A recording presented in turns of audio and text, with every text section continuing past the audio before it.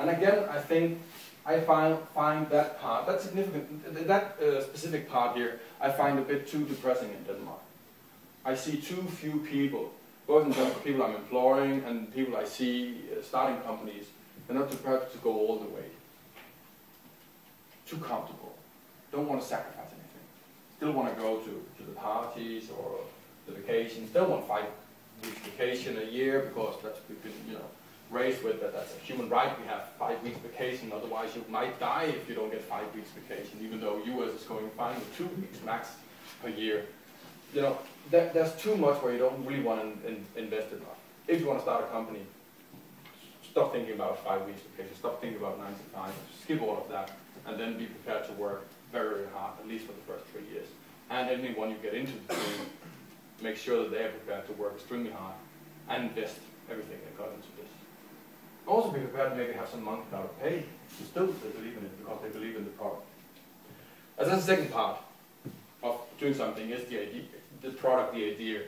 I've been a bit like, decimating that part of it. You can do anything, just have a great team. Of course, that's not true. You need a brilliant product, but the it starts with the team. Then you look at the product. When you look at the product, just again, be prepared to go all the way. Know that it's a small difference. Know that look at the competition. Be extremely paranoid on what they can do. Assume that they can do much more than you, and they will do it tomorrow. And keep on working on product iterative. And when I'm thinking product, I'm not thinking about building a milk bottle, or I'm thinking about some. I'm a software guy, so I'm thinking about the software industry. That's also why my approach to that's super easy to start up is based on this software approach. Because when you look at software, when you look at technology, it's a green field. There's no limitation on what you can do with software, or what you can build in software.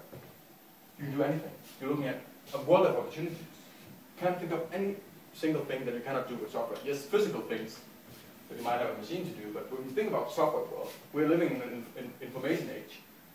You can do so much, create value in society just with software. Never touch any hardware thing. And if that's what we're focusing on, that's completely greenfield. There's nothing you cannot do. And that's extremely, that's what get me going and doing my next startup now, is that part about being able to really create something.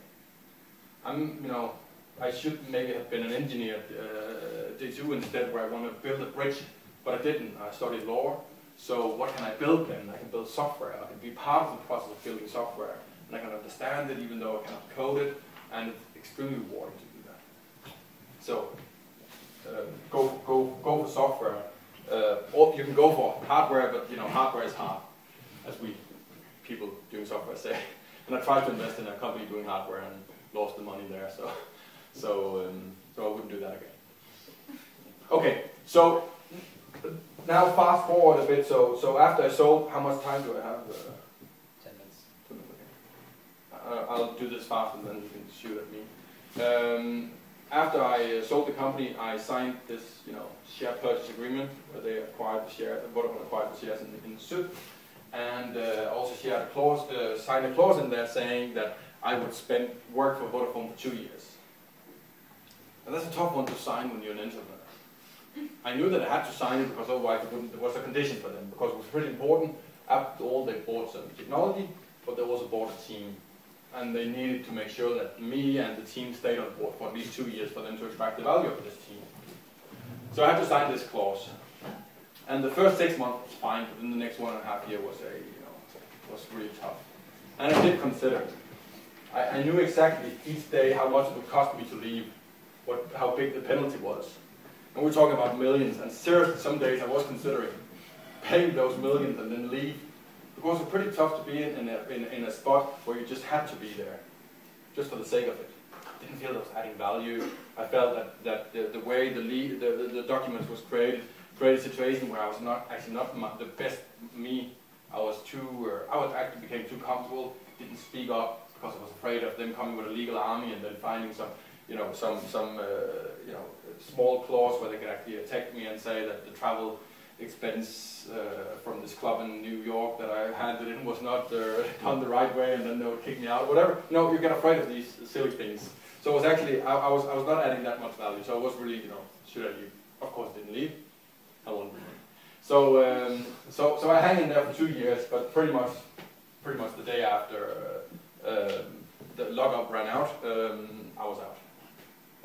So I left Vodafone in July, and 1st of August I started as CEO of a company called Podio. Podio is a company based in Denmark, but we're a pretty international team working out of Denmark that was started 1.5 years ago. I invested in the company and at the same time became the CEO. And Podio is attacking Google, Microsoft, IBM, what have you, in becoming a platform for work, a platform that you use instead of using email, a platform you go to share documents in a much more transparent way that you do on email. Some people have described it as Facebook for work. That has some truth to it. I'll not go into details on Podio, but I urge you to go to podio.com, sign up for an invite, and I think there's a field where you can ask for an invite and say that you just say something about this event here, and then I'll make sure you get an invite, because it hasn't launched yet, the product. But still, it's a pretty bold play, and it's a very ambitious thing that was not the same I did at SUP. SUP was niche, that was looking for someone to acquire the company one day because it could not live on its own. We're not focusing on revenue that much. We're focusing on building a very, a brilliant product. Podio, what I'm doing now is much more broad play, where we know that we have to prove it ourselves. We know that we have to build a revenue case, and we know that we have to, maybe this company will never be sold. Maybe we will, list the company one day. It's a very ambitious thing, but go and check it out. I guess I'll stop now and then open the floor for questions. Yeah. How do you go about it if you have this idea and you say you start from nothing and go up here? You have to. You say you can't code, so you have to get someone who can code. You have to pay them. And, how do you get started with that? You can't go out and find an investor the first day. No. Sometimes you can. But you're very good at it. But what you do is you think about this idea, and then you try to develop the concept.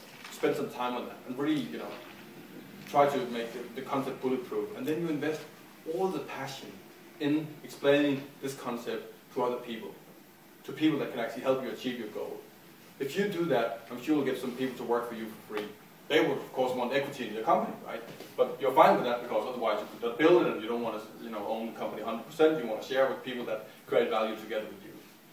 If you can take a concept that people believe in, and then you can add your passion to it because you really believe in it, then it's surprisingly easy to get other people to follow you. Because it's so rare that people meet passion. They meet bureaucracy, average people not really having a passion for what they do. But when you meet the passion, people follow the passion. So if you sit down with your business plan, forget the business plan, your product, and you really add your passion into that, explaining to other people, and then they will believe in you and they will follow your passion and think you can do it. If you don't, if you're a person that cannot indulge that much passion, then, you can still go some of the way, but if you have a good product, a lot of people would love to be part of something that they, that they agree to. So it's about explaining it well and then trying to find the people. And there's plenty of, for you guys, not knowing a lot of, not being well known in tech circles, there's plenty of events to go to exactly hook up. Venture Cup is here. So Venture Cup, is excellent in connecting, non-techs to techies, because the techies need the non-techies as well, the commercial minds, the business minds, to kind of get their idea flying. So these connections, there's a lot of go to meetup.com and find a lot of events around Copenhagen, where it's kind of the purpose is for non-techies to meet techies in order to get that off the ground. Yeah, just a practical question. When you start thinking about patent rights, for instance, if you're in contact with a big company, do you then think about getting the patent before you contact them? No, we didn't own a single patent in SUP. How do you avoid them stealing your ideas or the mistrust? Speed, get out to the market fast, and patents is it's a nightmare. The way patents is today, especially in the software business, right? You go and search on US patents, and then there's a lot of these what you call them system patents, I think they're called, or method patents. And anything is transfer of data over mobile connection by cellular tower. There's a patent for that, right? So you cannot do anything on a mobile phone, entering information into a data machine through a keyboard patent, right? So you cannot do that either. So you cannot do anything if you start being afraid of attacking other people's patents. And then, if you, I actually, didn't believe in the system, so we didn't spend any time because it's a nightmare. Because if you search for a patent that then remotely, kind of attack, infringe with another patent, then they'll find you. But if you just do a product, then you have to be humongous big before they, come to you, and you can worry that time. That would be my advice.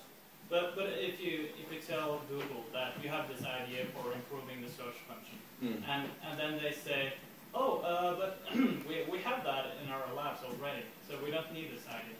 What do you do then? Like if they just